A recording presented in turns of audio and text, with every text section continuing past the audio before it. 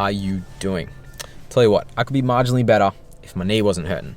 And that is the topic of today's video. If you didn't know, about a month ago, I did this stupid long ride, like 12 hours long. And after this stupid long ride, I was stuck in the stupid backseat of a car with my legs all cramped up like this, and I couldn't stretch them out.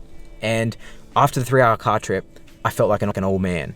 My legs were throbbing, it was an aching pain. To get to sleep that night, I had to take a couple Nurofen just to have the pain at ease.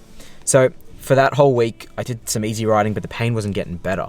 And I thought, I really got to do something about this so I can ride again. So I went and saw my usual podiatrist. He did some great stuff. He aligned my inner soles, so my leg alignment is all correct. Did some dry needling while I was there and used the TENS machine on me. Gave me some strengthening exercises, some stretching exercises. Explained to me that my kneecap is slightly misaligned at the moment and there's a bit of inflammation there.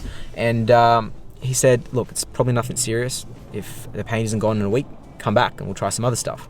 Well, guess what? It's been 2 weeks. The pain is still not better.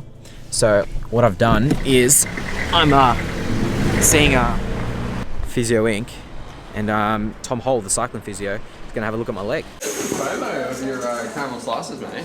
I thought I'd pivot on the content just like while I'm out of the game. I'm going to hypothesize that without seeing it, just take a stab in the dark, that maybe your gravel bike, maybe you're a little bit too far over the bottom bracket and or a little bit low. So over the bottom bracket, you're starting to push down on the pedal over here. But if you're too far over the bottom bracket, you bend forward, so you bend the knee more, and that's going to cause more pressure on the kneecap.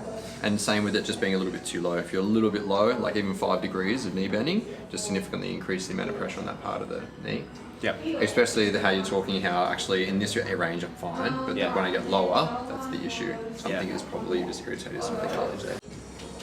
Good. Get anything with that? No. So what we're going to do, you're going to come up and then back down again. You've got short tibias. I'm not sure you're short. Good. And then, so when I compare the other kneecap to this one here, you don't get quite as much medial movement. Okay. So it just tells us that the lateral retinaculum and the stuff here is just a little bit tighter than the other side.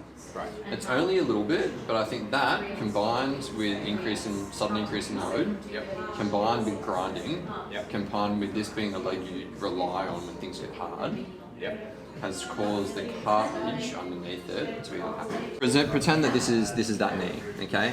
So you get a little bit tight on the outside here. So you've got ligaments and you've got structures here called the lateral retinaculum, and those structures stop your kneecap from dislocating this way. So they've got a good job to do. They need to do something.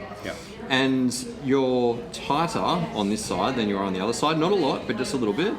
So what's happening is that you're just pressing a bit harder on one side. Right. Basically, instead of it going over perfectly like that, it's just like a bit on this side and going like that. Yeah, you might not even be able to see the difference, but think about it, it's just more pressure. Pressure on that side. And then adding that, with that, the fact that that's your dominant leg, so when you're grinding hard, that you're going to be using it more and you're going to have a little bit more compression. And then it might have been okay, but then sitting for a number of hours in your car with your knees bent, and the more you bend the knee, the more compression you've got going that way. So you've just irritated that part of the cartilage. So, but how does that relate to cycling? So the fact that when you're riding, it gets sore and it just continues to ramp up. I would hypothesize that you might be able to tolerate really light cycling with really low load and high cadence.